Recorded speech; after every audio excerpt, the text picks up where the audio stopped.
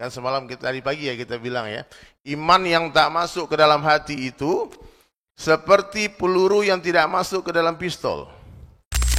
Jangan berharap iman masuk ke dalam hati, kebesaran Allah masuk ke dalam hati kita selagi masih ada makhluk di dalam hati. Maka saya sering katakan, tidak mungkin orang-orang yang mencintai Allah dengar azan dia tak ke masjid. Tinggalkan cintamu kepada makhluk untuk memenuhi panggilan zat yang menanamkan rasa cinta di hatimu. Apa ciri-ciri orang beriman itu? Datangnya dunia tak terlalu mengembirakan hatinya, hilangnya dunia tak terlalu menyedihkan hatinya. Allah berkuasa membahagiakan orang biasa, memuliakan orang biasa tanpa jadikan dia raja. Allah pun kuasa menghinakan raja-raja tanpa mengambil kerajaannya.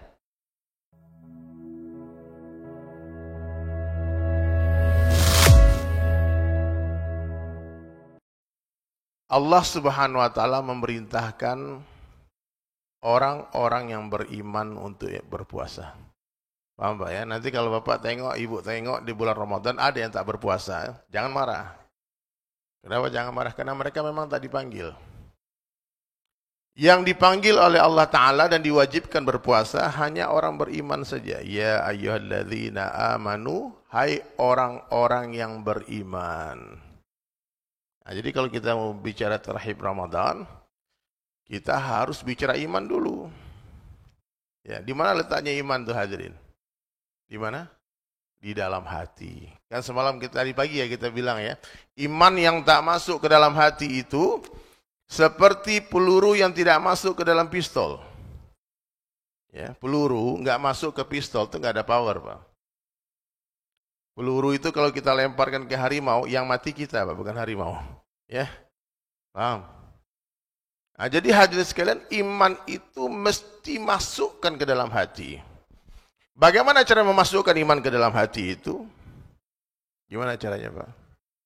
Kita mesti membersihkan hati kita dari dunia. Jadi syarat orang beriman itu apa, Pak? Syarat orang pertama belajar agama itu apa? Tidak hubbud dunia, tidak cinta dunia. Suami tak boleh masuk hati, istri tak boleh masuk hati, anak tak boleh masuk hati, mobil tak boleh masuk hati, handphone tak boleh masuk hati, uang tak boleh masuk hati. Terus apa yang ada di hati manusia orang-orang beriman itu? Only Allah. Ma fi qalbi ghairullah, tidak ada di hati kita selain Allah. Dunia di mana? Di tangan. Dunia di tangan, di hati jangan. Mobil di mana? Di garasi. Uang di mana? Taruh di dompet, taruh di brankas. Simpan di account bank kita masing-masing, silahkan. Tapi kalau itu masuk ke dalam hati hadirin sekalian, jangan berharap ayam akan masuk ke dalam kandang selagi masih ada musang di dalam kandang itu. Jangan berharap iman masuk ke dalam hati, kebesaran Allah masuk ke dalam hati kita selagi masih ada makhluk di dalam hati. Paham? Nah, gimana cara mengeluarkan istri dari hati itu? Bisa Pak kira-kira Pak? Ditelepon langsung lari pulang ya. Gimana cara mengeluarkan suami dari hati? Terlambat suami pulang, panik langsung. Kemana nih suamiku? Jangan-jangan ini, jangan-jangan buka cabang ini. Suuzon.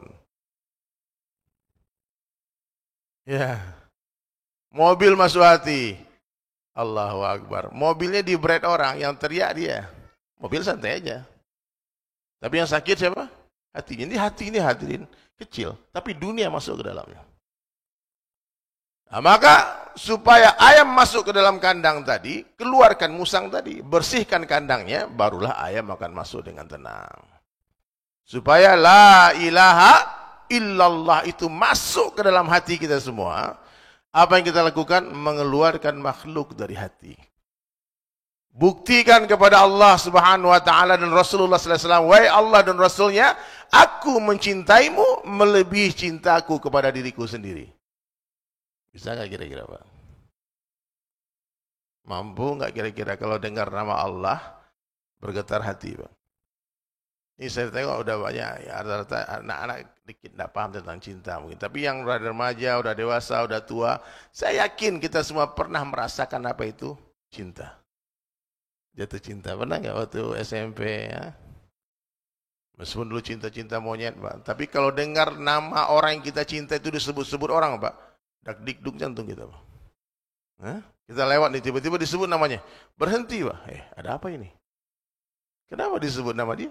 Ada hubungan apa dia?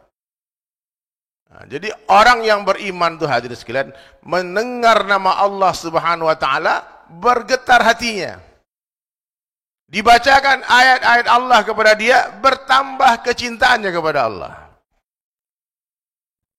Ya, dulu waktu yang masih ini ya udah seumuran sama saya. Dulu belum ada WhatsApp, kan? Belum ada email, belum macam-macam. Dulu surat cinta. Ya. Bandung dulu baru Jakarta, senyum dulu baru dibaca.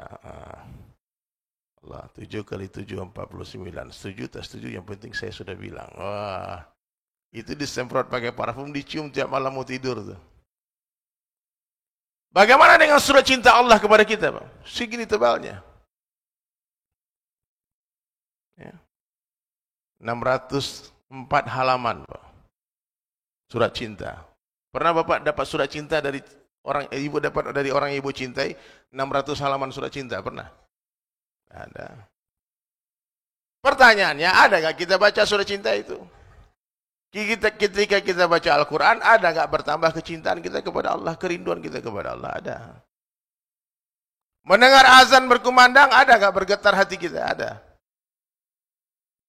Maka saya sering katakan, tidak mungkin orang-orang yang mencintai Allah, dengar azan, dia tak ke masjid. Tidak mungkin. Kalau hanya mengaku cinta, di mulut gampang. Tapi kan udah dibilang tadi, Pak, cinta itu di hati, ya. Iman itu di hati. Nah, maka hadirin dirahmati Allah Ta'ala, sebelum kita bicara tentang puasa, kita mesti berbicara tentang iman. Rasulullah Sallallahu Alaihi Wasallam ajarkan kita dalam satu hadis, masyhur hadis ini, saya yakin Bapak Ibu hafal juga. Jaddidu imanakum. Tingkatkan iman kalian, kata Rasulullah Sallallahu Alaihi Wasallam. Perbaharuilah iman kalian.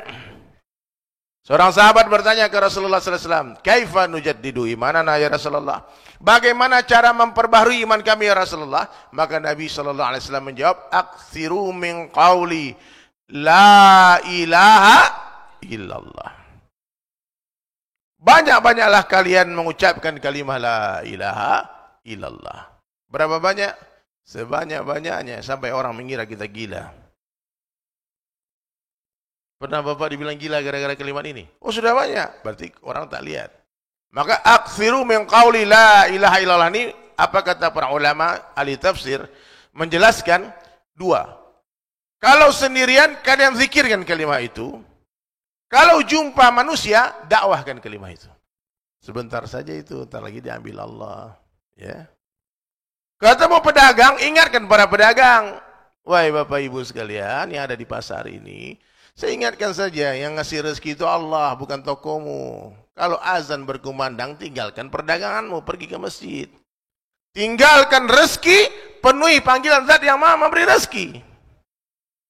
Tinggalkan cintamu kepada makhluk untuk memenuhi panggilan zat yang menanamkan rasa cinta di hatimu. Siapa? Allah. Jadi Rasulullah SAW sedang asyik bersenda gurau dengan Ummahatul Mukminin Aisyah radhiyallahu anha, istri beliau. Tiba-tiba terdengar panggilan azannya Bilal radhiyallahu anhu. Apa kata Ibunda Aisyah? Rasulullah sallallahu alaihi wasallam pergi meninggalkan aku seperti orang yang tidak pernah mengenaliku.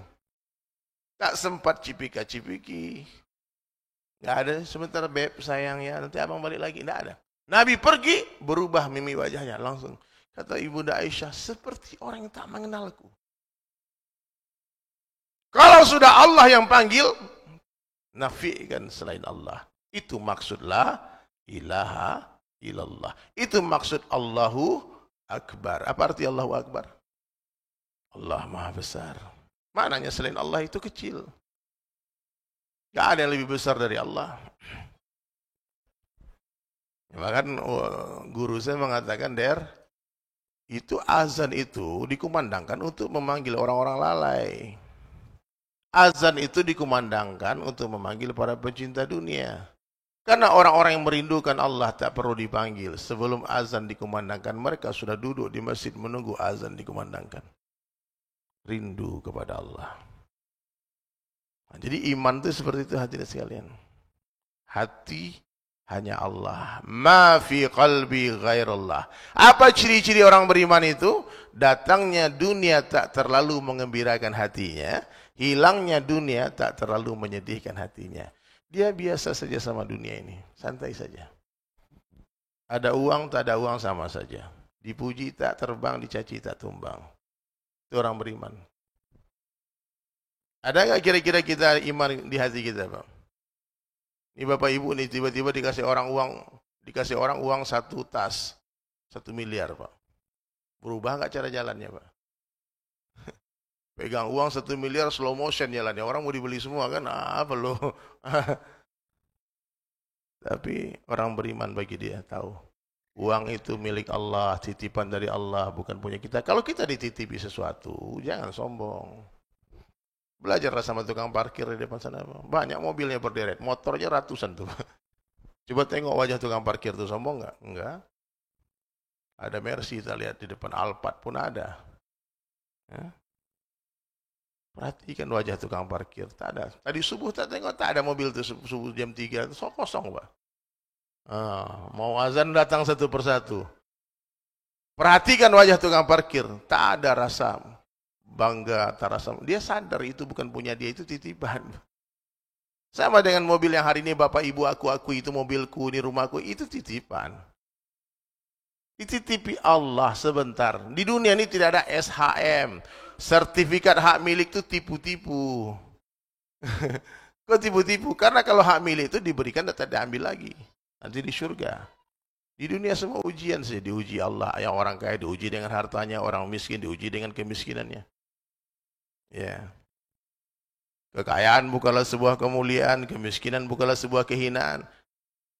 Apa itu kekayaan? Ujian. Apa itu kemiskinan? Ujian. Tidak ada hubungannya kebahagiaan dengan kekayaan.